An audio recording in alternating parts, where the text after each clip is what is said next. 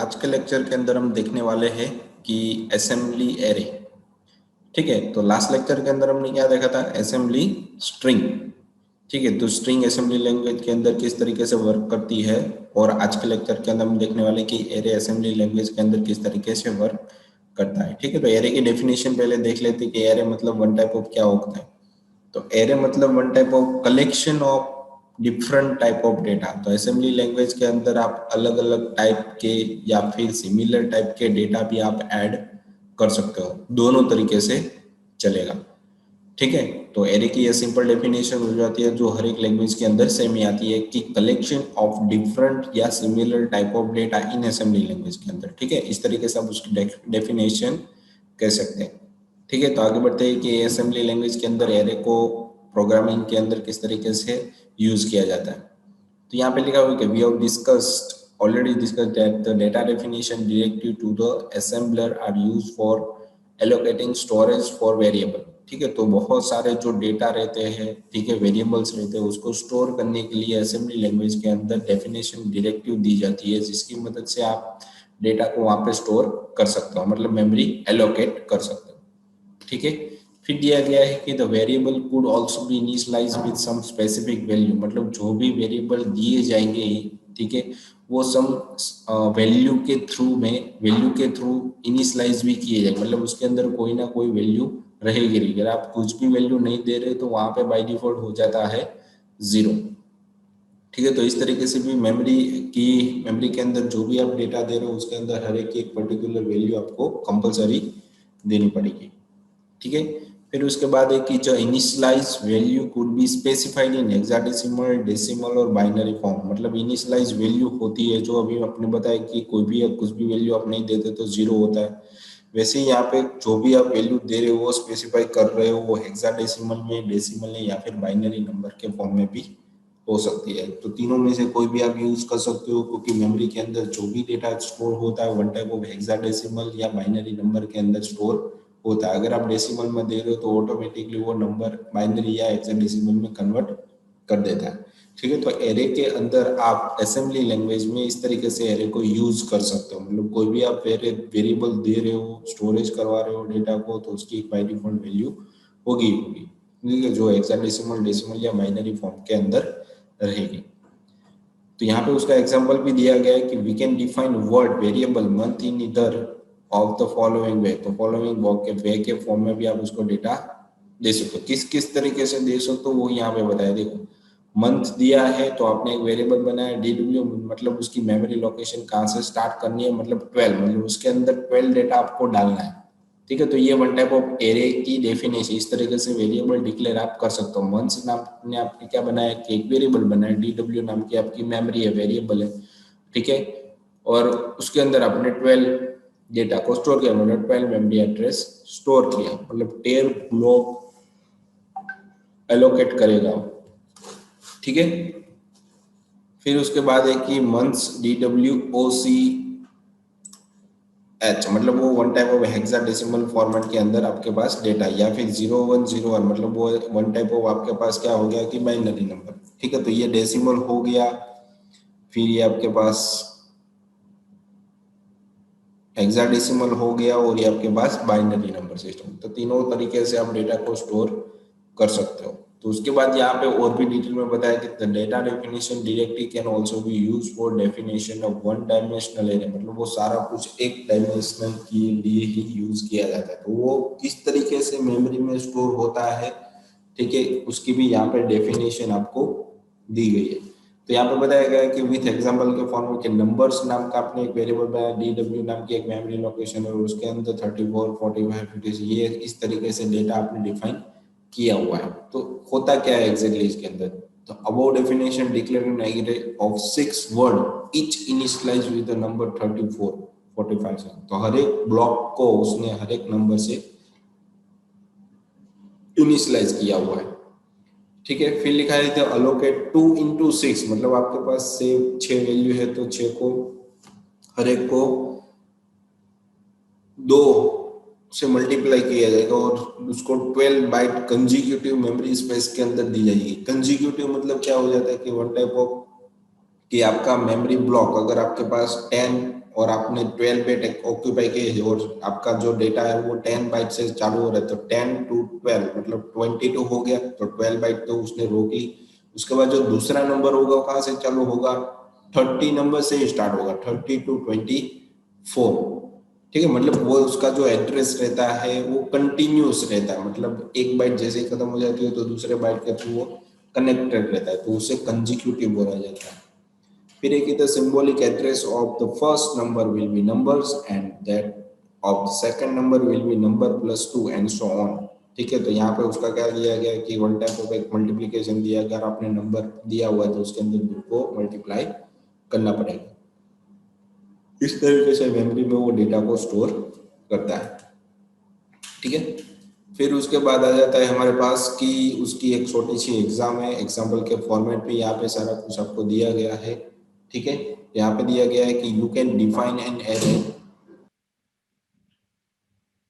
तो यहाँ पे एक एग्जाम्पल भी आपको दिया गया है कि you can define an array name inventory of size 8, मतलब आपके पास इन्वेंट्री नाम का एक वेरिएबल, उसके अंदर उसकी साइज 8 है, and initialize all the value with 0, और 0 के थ्रू हर एक वैल्यू को इनिशियलाइज किया गया है।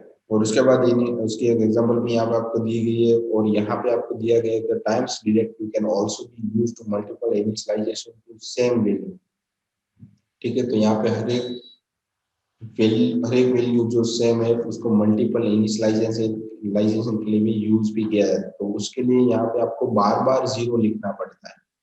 ठीक है, तो उसके लिए उन लोगों ने क्या यूज किया हुआ है कि टाइम्स को यूज करें, कितने टाइम्स आप उस 0 को यूज करना चाहते हैं। यहाँ पे आपको कितनी बार दिया है, 8 टाइम्स है, तो यहाँ पे आप टाइम्स की मदद से टाइम 8 और डीडब्ल्यू के बाद 0 है, ताकि डीडब्ल्यू 8 टाइम्स इनिशियलाइज हो जाएगा। ठीक है, तो ये भी बेनिफिट्स इस असेंबली लैंग्वेज के अंदर आपको मिलता है। ठीक है, बाकी तो इसकी एग्जांपल यहाँ पर लेंथी तरीके से दी हुई है। ठीक है, उसको शॉर्ट फॉर्म में कन्वर्ट करने के लिए टाइम्स नाम के फंक्शन को यूज किया जाता है। उसके बाद उसकी एग्जांपल भी यहाँ पे आपको दी गई है, ताकि और भी समझ में आ जाए आपको डिटेल में कि किस तरीके से एरे को यूज किया जाता है प्रोग्रामिंग के अंदर। ठीक है, फिर तो यहाँ पे दिया गया, the following example demonstrate the above also by defining a 3 element array x which store 3 value 2 3 and 4, it add the value in the array and display the sum of 9। ठीक है, इन तीनों का सम करके दिया हुआ है, तो तीनों की वैल्यू मुझे एरे के फॉर्मेट में डालनी पड़ेगी। तो उसके लिए मेन सेक्शन से हमारा प्रोग्राम जो चालू हो रहा है। ठीक है, और उसके बाद यहाँ पे दिया गया है कि ये एक्स मतलब जो बाइट है, नंबर बाइट से वो 3 नंबर के अंदर डेटा है उसको EX के अंदर स्टोर करें। उसके बाद EBX के अंदर 0 हमने स्टोर करवाया। ठीक है, जैसे हम आगे बढ़ेंगे तो ECX मतलब एक काउंटर पॉइंटर है वो आगे बढ़ेगा। ठीक है, वो X के अंदर डेटा को स्टोर करके रख देगा, करंट सम मतलब जो भी उसके पास डेटा। फिर उसके बाद लिखा गया कि टॉप कितनी बार यूज करना है इस लूप को। ठीक है, तो जैसे हम डन किया था वैसे यहाँ पे हम यूज करते हैं। तो ECX के अंदर हमारे पास 3 लूप यहाँ पे जंप होगी, मतलब जंप नॉट 0, जब तक ये 0 नहीं होगा तब तक वो टॉप पे नहीं जाएगा, मतलब ये तब तक वो रिपीट करता रहेगा अपने आप को। ठीक है, जैसे हम डन करके बाहर आएंगे तो EBX की वैल्यू यहाँ पे 0 हो जाएगी, और जैसे सम की वैल्यू यहाँ पे स्टोर होके हमें मिल जाएगी, तो डिस्प्ले क्या करेगा वो, तो यहाँ पे जो भी हमारे पास सम आया है, ठीक है, उसको वो यहाँ पे सम करेगा। ठीक है, और उसको यहाँ पे वापस से जो भी हमारा डिस्क्रिप्टर या आउटपुट सिस्टम है या फिर हमारा जो कॉल सिस्टम है और आउटपुट कर्नल का वो डेटा भेज दे, ताकि हमारा जो डेटा है वो यहाँ पे प्रिंट। तो एक्स के अंदर हमने क्या डाल दिया, पहले 2 3 2 4 और 3 डाला। ठीक है, तो तीनों डेटा मैंने डाले, जैसे मैं सम करूंगा तो मुझे यहाँ पे 9 मिल जाएगा। ठीक है, तो ये हमारी कोडिंग थी, और यहाँ में हमारा इनपुट मिला पे एक्स हमें कौन एक्स के अंदर कौन कौन सी वैल्यू ऐड करनी है। ठीक है, तो ये पूरा उसका प्रोग्राम था, और रन यहाँ पे हो रहा है हमारा प्रोग्राम। ठीक है, तो इसकी एग्जाम्पल थी। और जैसे ही हमारा ये एरे का टॉपिक यहाँ पे खत्म हो रहा है, तो वैसे ही यहाँ पे असेंबली प्रोसीजर आ जाती है, मतलब उसको सब रूटीन के अंदर बहुत सारी मुझे बड़ी बड़ी प्रोसीजर बनाने या फिर प्रोग्राम बनाने, तो उसके लिए मुझे प्रोसीजर की यूज यहाँ पे करनी पड़ेगी। ठीक है, तो प्रोसीजर क्या होती है, वन टाइप ऑफ अब प्रोसीजर और सब रूटीन, जैसे मैंने अभी आपको बताया कि सब रूटीन के बारे में हमने आगे के लेक्चर के भी अंदर पढ़े थे कि सब रूटीन मतलब वन टाइप ऑफ आपकी फंक्शनलिटी के बेस पे सारा कुछ उसको प्रोसीजर मतलब कोड किया जाता है, वो तो आपका वो कॉन्सेप्ट वाइज प्रोग्राम हो जाता है। ठीक, तो वैसे ही यहाँ पे प्रोसीजर मतलब वन टाइप ऑफ हमारी सब रूटीन मतलब फंक्शनलिटी कौन कौन सी हमें यूज करनी है तो उसको बना के हम रख देंगे बाद, ताकि हम उसको बाद में यूज कर सकें। तो यहाँ पे लिखा है द प्रोसीजर और subroutine are very important in assembly language as the assembly languages program tend to be large in size. ठीक है, तो असेंबली लैंग्वेज के प्रोग्राम जो साइज में बहुत बड़े होते हैं। Procedure are identify by name, तो नेम के थ्रू उसको आइडेंटिफाई किया जाता है किस तरीके से उसको यूज करना है।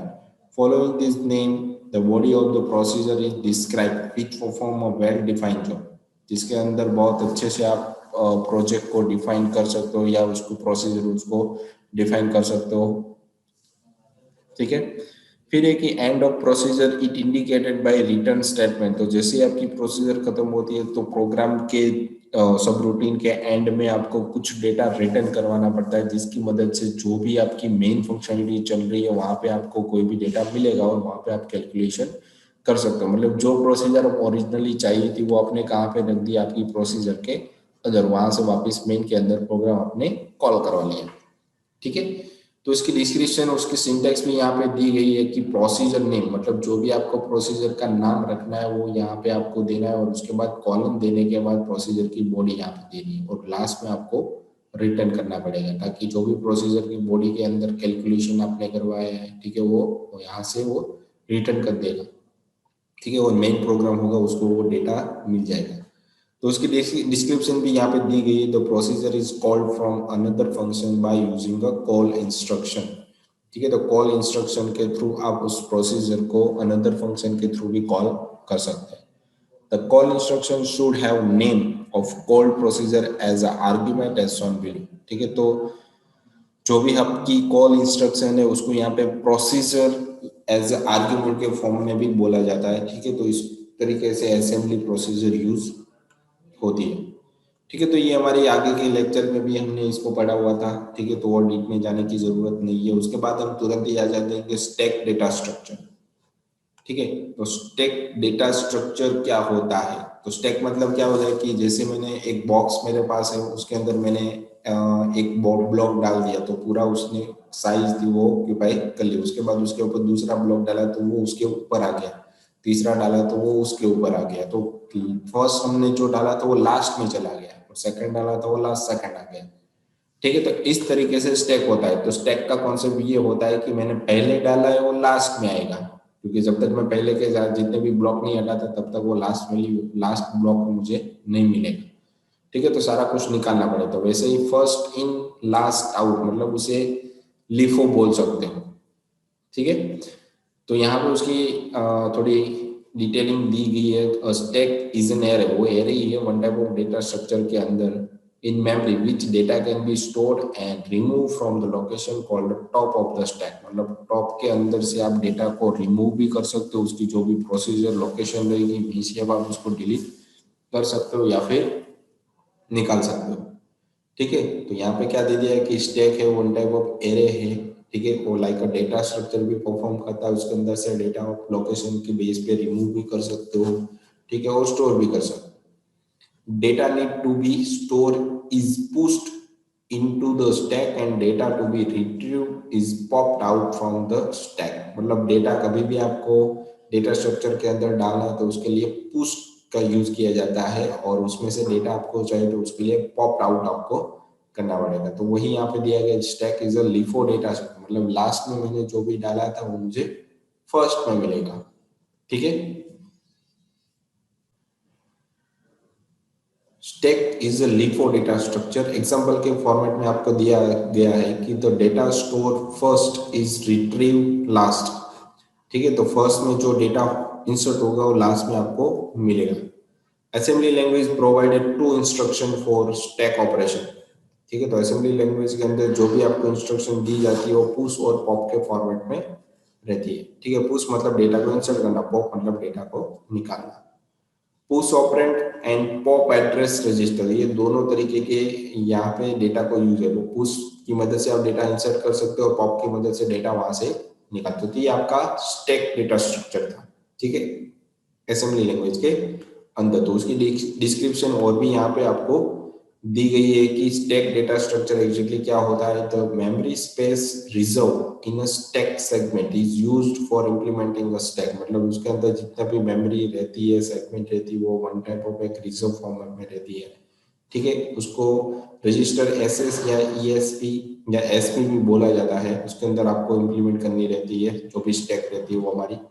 The top of stack, which point to the last data item inserted into stack, is pointed to by SS or ESP register, where the SS register point to the beginning of the stack segment and SP give the offset into stack segment, ठीक है। तो जो सारा कुछ रहता है वो segment के बेस पे वर्कआउट होता है। तो stack implementation has following character, तो जो भी हमारा स्टैक होता है उसके अंदर नीचे की इम्प्लीमेंटेशन रहती है। ओनली वर्ड्स और double words could be saved into stack, not a byte, ठीक है। तो बाइट के जो भी स्टैक रहता है उसके अंदर डबल वर्ड और वर्ड ही स्टोर कर सकते हैं, बाइट के फॉर्मेट में डेटा का आप स्टोर नहीं कर सकते। The stack grow in reverse direction, ठीक है, जो स्टैक रहती है वो रिवर्स डायरेक्शन में बढ़ती है, ठीक है, toward the lower memory address. The top of the stack point to the last item inserted in stack, it point to the lower byte of the last word inserted. जैसे मैंने अभी आपको बताया कि जो भी आप डेटा या वर्ड स्टोर कर रहे हो, जो लास्ट में वर्ड डाल रहे हो आपको फर्स्ट में वर्ड डाले वो आपको लास्ट में मिलेगा, और जो आप लास्ट में वर्ड डाले वो आपको फर्स्ट में मिलेगा, ठीक है। तो उसका उल्टा, मतलब लिफो मतलब लास्ट स्ट्रिंग फर्स्ट आउट। तो इस तरीके से ये सारा कुछ वर्कआउट होता है। फिर इसके अंदर यहाँ पे आपको एग्जाम्पल के फॉर्मेट में थोड़ा कुछ दिया गया है कि एग्जाम्पल वन टाइप ऑफ क्या है, ठीक है। तो कुछ और पॉप की मदद से आप एग्जैक्टली क्या कर सकते हो, तो उसकी एग्जाम्पल भी यहाँ पे आपको दी गई है कि the save AX and BX register, AX और BX के अंदर आपका सारा पुश और पॉप का डेटा स्टोर होगा। पुश AX किया तो पुश के अंदर कुछ डेटा आपने रजिस्टर करवाया, पुश वापस किया तो BX के अंदर कुछ डेटा आपने रजिस्टर करवाया। उसके बाद आपने क्या किया कि X के अंदर वैल्यू 1 को स्टोर कर दी और BX के अंदर वैल्यू 2 को। तक इस तरीके से बहुत सारी वैल्यू आप यहाँ पे स्टोर करवा सकते हो, ठीक है। और निकालना हो तो आपको उसके लिए क्या करना पड़ेगा, पॉप एक्स, तो लास्ट में जो भी आपने वैल्यू डाली होगी तो उसकी एक वैल्यू ही निकलेगी, दो या दो से ज्यादा वैल्यू कभी निकलती नहीं है, ठीक है। और वापिस आपने पॉप किया तो बी एक्स नाम के रजिस्टर के अंदर से आपने जो भी डेटा इंसर्ट लास्ट में किया होगा उसकी लास्ट वैल्यू यहाँ से डिलीट हो जाएगी, मतलब वहां से वापिस डेटा निकल जाएगा, ठीक है। ओके, तो जैसे ही हमारा लेक्चर खत्म हो रहा है तो लेक्चर के रिगार्डिंग यहाँ पे आपको 3 क्वेश्चन दिए गए जो आपको सबमिट करवाने रहेंगे आपकी RNWIT एप्लीकेशन के अंदर, ठीक है। तो आज हमने क्या देखा कि असेंबली लैंग्वेज के अंदर एरे, प्रोसीजर, ठीक है, और स्टैक डेटा स्ट्रक्चर को किस तरीके से इंप्लीमेंट किया जाता है, कौन सी उसकी लैंग्वेज होती है, तो वो हमने आज के लेक्चर के देखा, ठीक है। तो आज का लेक्चर के इतना ही था। Thank you.